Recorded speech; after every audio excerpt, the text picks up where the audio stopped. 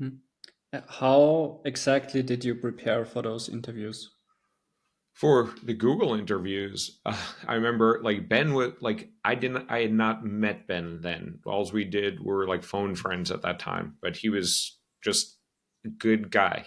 Um, I was I had multiple calls with him during my interview process to learn about the online ad industry and to learn about DoubleClick and DoubleClick's acquisition by Google. I did a lot of research online as well. I watched some YouTube videos of, um, I did a lot of research. I read the 10K, not the whole 10K, but like the SEC documents, but I did read big parts of it. Turns out none of that was needed, but I wanted to make sure that I was ramped up on that and understood how they make money, even though it's pretty obvious how Google makes money. I haven't, but I just wanted to prepare. I didn't want to blow my shot. So I prepared a lot there. I also asked people. So Ben was a big supporter, but he did send me down one dead end. So he told me that the hiring manager that was interviewing me at Google was an ex Columbia Business School alum, where I went to school too, and also an ex McKinsey alum. McKinsey, the big consulting company that has a very difficult interview process using case based interviews. So Ben told me you should prepare for case based interviews like McKinsey does. I was like, shit, I've never done that before. So I figured, like, I Googled how to like prepare for it, and I found this book, uh, Case in Point, which is a great book about how to prepare for case-based interviews. I read the book over the weekend, and I prepared how to answer questions for case-based interviews. And then I had the interview with Anand, and he didn't ask me a case, like it was not a McKinsey like interview. It was like a regular Google interview. So I was prepared for other stuff too, but I just prepared a lot. And for the most of the interview, I did quite well. There was one interview that was probably like a stress interview or something. One of the interviewers just kind of like to fuck with people. And he would just like, I don't know if he was like trying to fuck with me, but he was really just hammering hard on me coming up with an opinion and then defending the opinion. So that I was not prepared for, but I did the best I could, and I passed Joe's interview. I guess I passed 11 rounds of interviews at Google. This putting pressure on, I've heard a lot of that already. Also in Europe, that's quite common. It's really to, yeah. Are you able to withstand pressure? Are you a culture fit? So those things are really interesting for an It's interviewer. it's actually not common. So I've probably interviewed about 2,000 times in my career, and that time was one like where I totally remember sweating from that. I was like really happy when I was interviewing there that I was over video chat because I thought I was probably reeking. Also, um, um, I have not had those, like, that's very rare. And I don't see that occurring. The interview questions are typically behavioral based interview questions. Tell me about a time when you had to work with a difficult product manager and convince them to adopt your UX design. Or tell me about a time when you had to work with a tight budget and deliver on time. Um, that's usually the type of questions that you get. But this guy, Joe, was just pounding me on, it was like in 2011. And he was like, should Google's Android store be open source or closed source? Should it be like Apple's where they have to approve everything, or should it be free for all? And mind you, like the role I was interviewing for had nothing to do with mobile, had nothing to do with Android. I was going to be doing a job in product operations and escalation management for the display ad products. But he was just asking a question like that, and I was not prepared for that. I don't even remember what I think I like had a stance. He's like, "Do you want it open, like open, or closed garden?" And I said open. I just had to come up with something, and then I just tried to defend it. But then he kept pounding at me, and like I didn't have a really strong sense on which way to go. But he was just trying to see how I could stand up to that level of pressure. And I thought I might have blown it there, but I didn't because I got it. Like the interviews went on, and I've spoken to Joe since, and he didn't even remember the interview. It's like that's just what he does.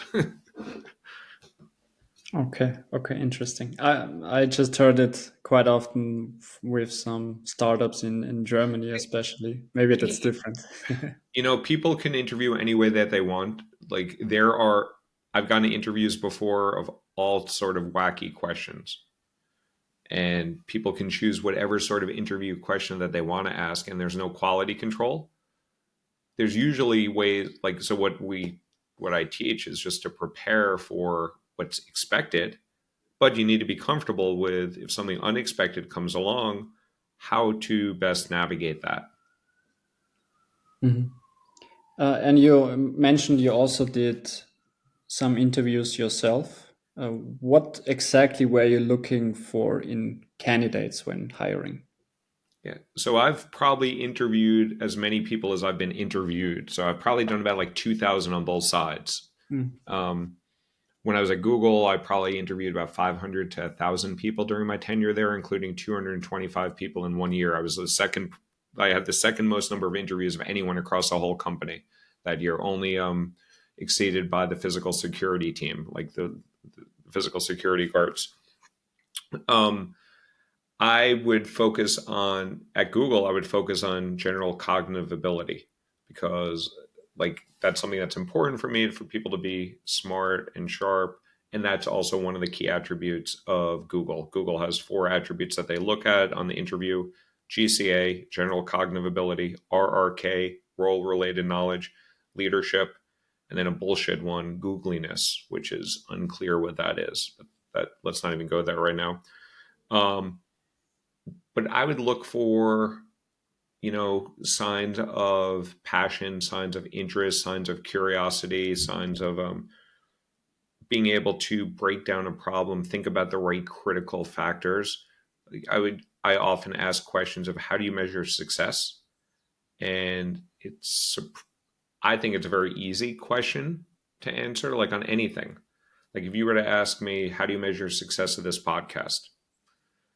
I would say maybe downloads, or maybe uh, positive ratings that we get for it, or enjoyment. So maybe we'd figure out how we can measure our personal enjoyment for it and get some measurement for it. But there's always a way to measure. Almost everything can be measured. Whether it's an absolute or relative, you can see the change over time. There's ways to measure things. So I, I like people that can identify what success looks like and then how to measure that success.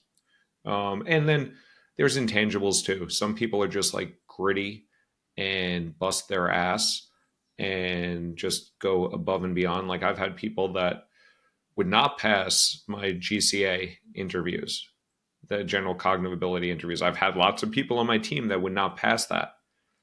And they were some of my best employees. So, um, geez, like intellect is not the only thing that leads to success, um, but it's all things being equal. You'd rather have someone who can analyze data and react to the data. Something on a personal note, because I always or I like to work with startups, with yeah, people who want to bring something new to the world. How do you think they can compete with Google, Apple, Meta in terms of getting those talents? So a startup, how can a startup compete with those companies? Yeah, yeah. They have to get scrappy. They have to get attention of that top talent because top talent wants to work for the FANGs or they want to work for the Magnificent Seven, which you add Microsoft and NVIDIA in there, Salesforce, whoever. Um, so when I talk to clients, I ask where do they want to work? Almost always Google's up there, Apple's usually there, Microsoft is there. I've never heard anyone say that they want to work for Grauberg. Is that the company you're working for? Yeah. Yes.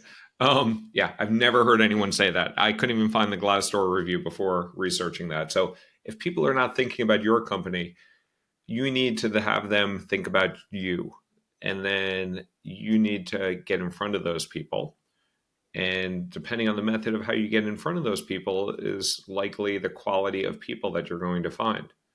So if you post something in the local bar around the corner from the company, you're going to get people that are hanging out at the bar. They could be like great people, they could be the local lush.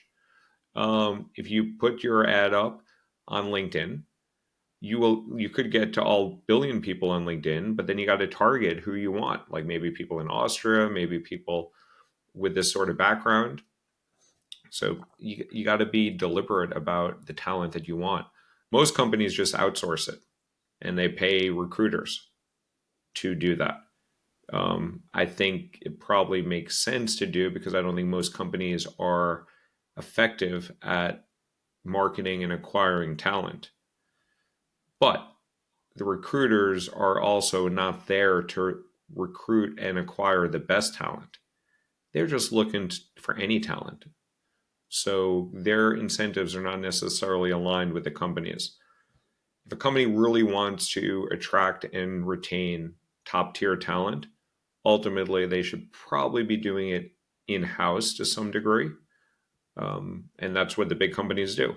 They do in house recruiting to to do a lot of marketing of the brand, to make like people know that Meta is a great place to work for. People know that Netflix is a great place to work for. People know that Salesforce is a great place to work for, because those companies market themselves really well and they treat their employees well and they encourage those employees to do Glassdoor reviews and they reach out to the schools and the organizations where they want to be front and center to, so that they're considered for jobs.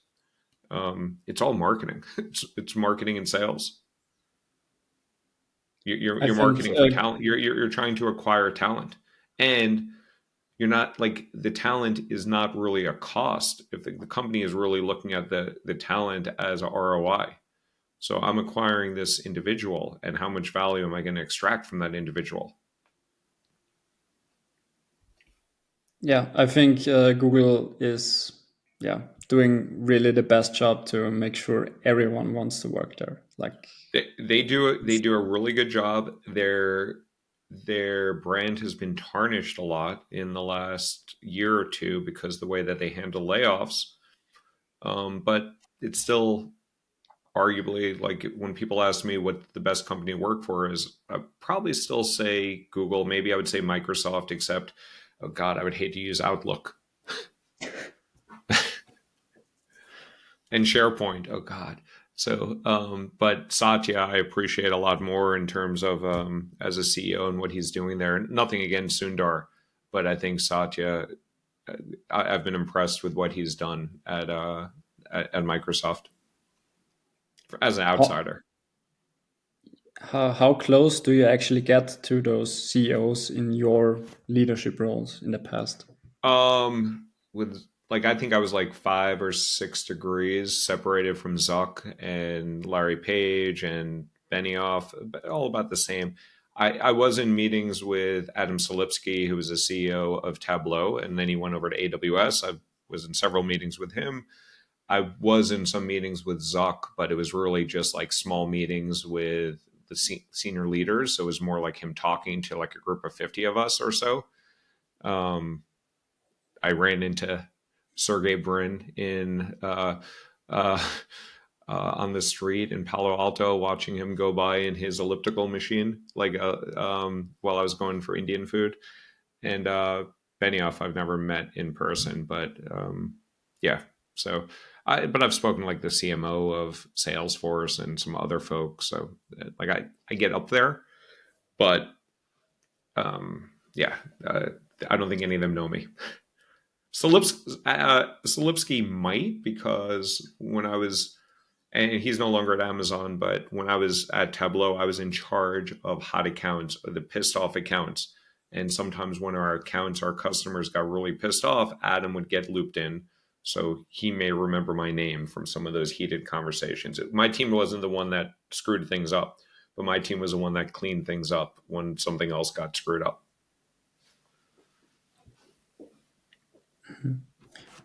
I'm also quite interested in